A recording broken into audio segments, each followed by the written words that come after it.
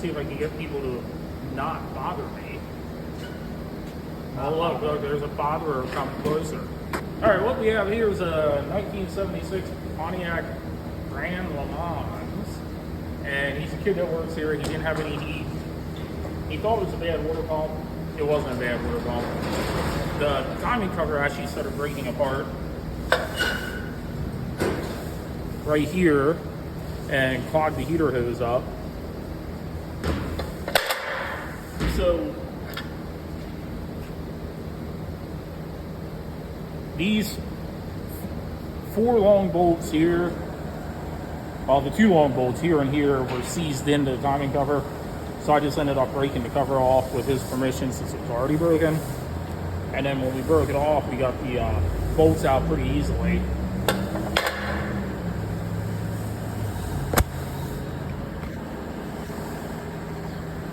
So we have a brand new timing cover here. Already installed the fuel pump. Came with this here. He got it off Summit or Jegs, I believe. And he also got a gear drive kit for it that we're going to be putting on. Because the timing chain has quite a bit of slack on it. And he daily drives this car. It's in excellent shape. It's got the 350 motor in it. All new suspension on it. Very good mechanical shape. So I am going to show you real quick pulling this timing chain off. Okay, so the timing chain for the cam, for the cam drive is a 19 millimeter or a 3/4 inch socket. I'll pull this off quick and show you. It's got a offset. This is for the fuel pump drive.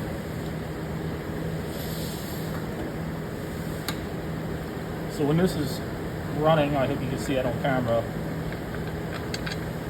This right here rides up and it's oblong shaped. So that's what pushes the fuel pump up and down.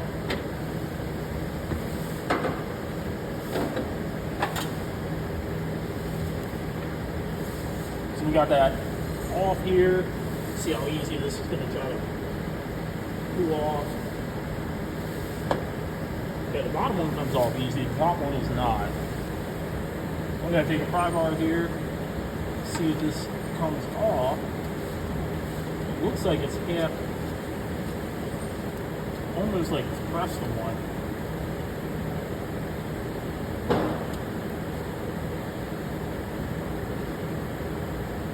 It is slowly wiggling off. So I'm just going to work my way around. Here it comes.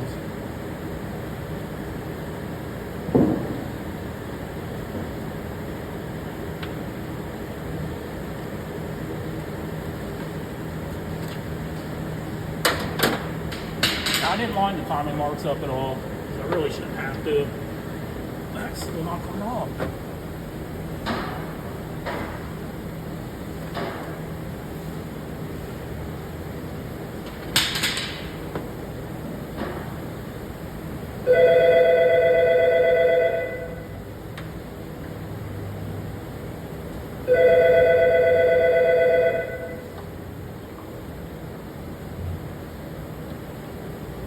One pulley.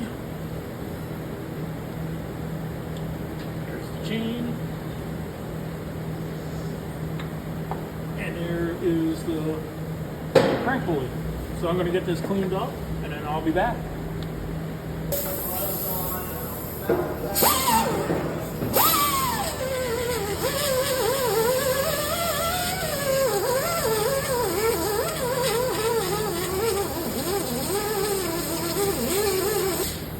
Okay guys, I got everything cleaned up.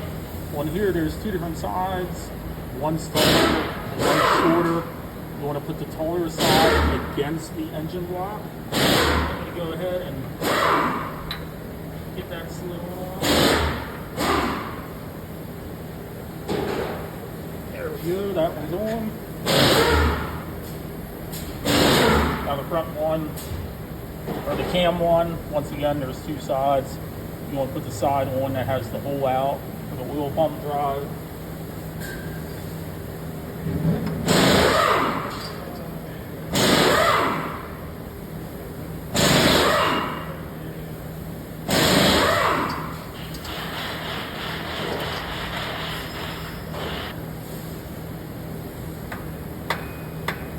sometimes if things don't fit right, you just have to smash it with a hammer, and then that makes it better.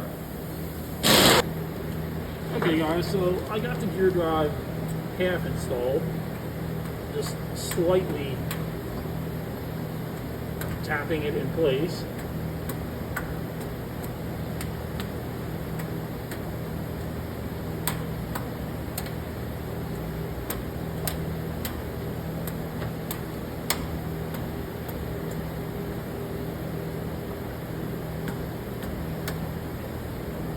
So what I'm going to do, since this fits so tight, is I'm going to use a big giant socket I have, put it over,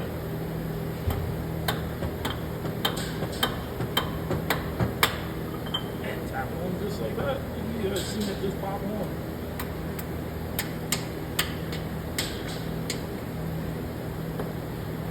So now that it's all installed, I'm going to rotate the crank over, double check all the timing marks line up.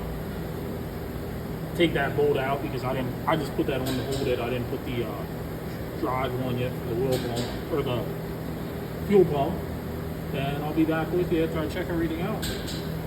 Let me show you quick guys. I got it all lined up here. Can't really see the timing marks very well, but everything is a lot cleaner than it looks. And now I'm going to get ready to put it all back together. Hear what it sounds like. So the first thing I'm going to do is put this cam drive back in for the fuel pump, and there's a little notch here that lines up on a little notch on the timing gear. So I'm going to get that slid on a while. 19 millimeter or 3/4 inch. There we go. And that's oblong shaped. And the part for the fuel pump rides on there and it pumps it in and out. So now I'm going to go grab my gaskets and stuff and I'll be back. So I got my gaskets here. And what I'm going to do is I'm not using the RTV as gasket. I'm just using this to help hold it in place, the new gasket. So I'm just putting a very thin layer on.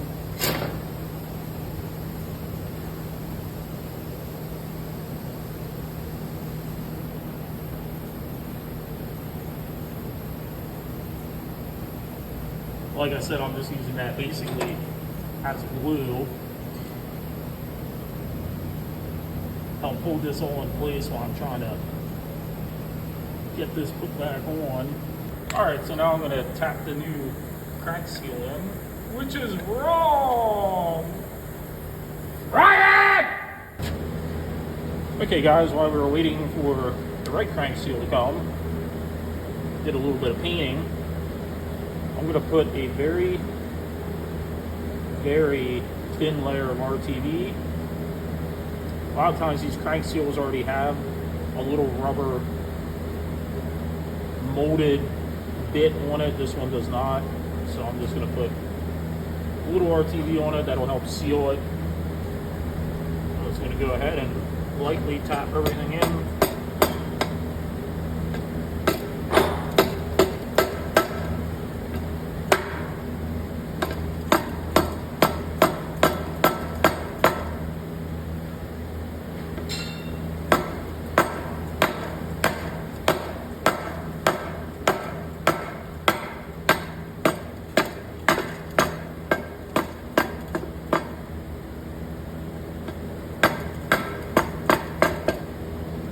There we go, new crank seal's in.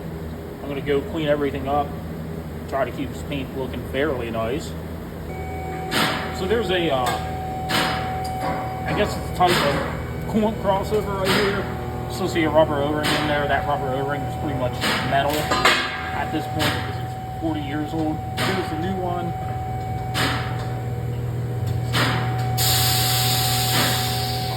I did put some RTV around it to help hold it in place and to seal it because that block's pretty porous at this point. So I'm going to do RTV down here at the corners to help seal that. And on the back of the timing cover, I'm going to do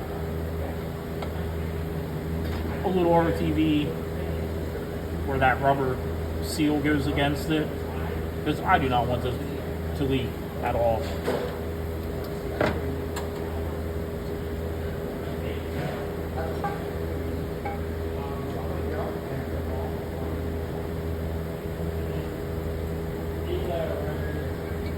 So the 2 bolts that are a stud go in. Find where the hole is. There's one there. There's another one.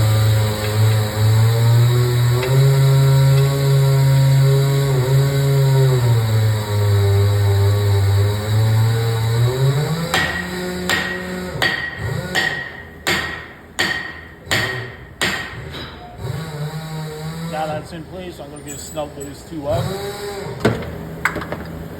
Okay, we got those bolts snugged up. I'm going to go ahead and put the oil pan bolts in. So there's a total of 4 oil pan bolts, and I'm putting them back on right now.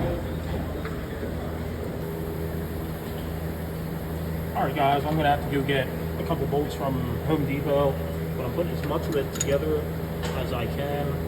Put these little point crossover gasket pieces in, whatever the hell they are. So I put a thin bead of RTV on, just to hold everything in place.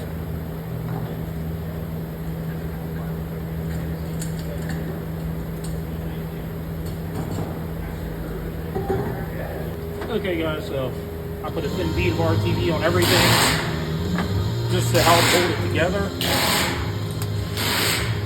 as I assemble it.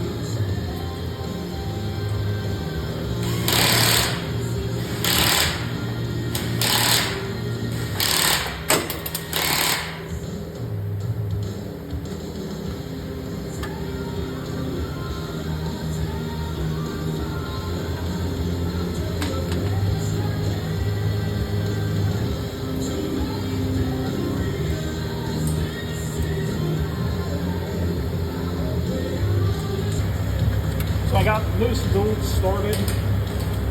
A lot of these I didn't put in yet because, like I said, I'm going to need 4 bolts, and some of these have brackets that bolt to them.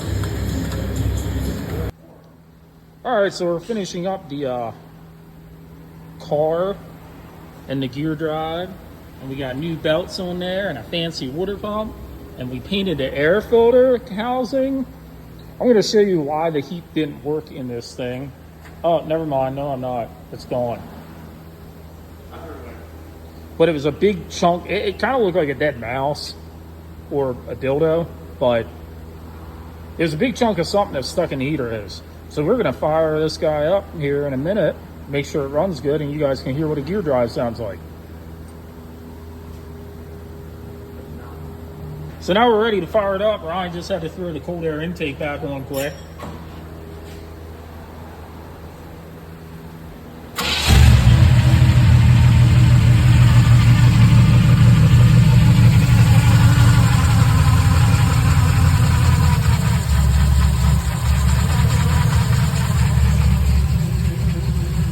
Give it a little gas.